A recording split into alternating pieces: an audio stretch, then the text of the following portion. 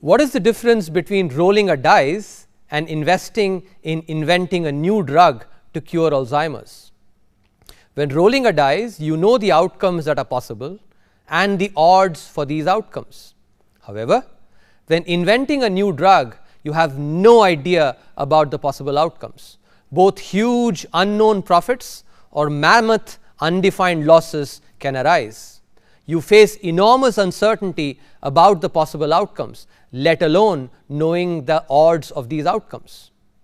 Rolling a dice corresponds to risk, while investing to invent a new drug represents uncertainty. As policymakers have to design policy in an inherent uncertain world, economic policy can either alleviate or exacerbate economic uncertainty. When policy making is consistent with the broad vision and the strategic blueprint as laid out in this survey, investors can relate to the logic behind the policy and therefore do not get spooked by policy changes.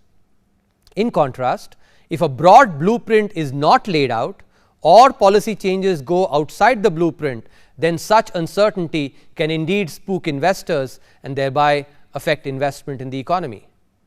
In India, economic policy uncertainty has indeed reduced significantly over the last decade. Coinciding with the years of policy paralysis, economic policy uncertainty was the highest in 2011-12.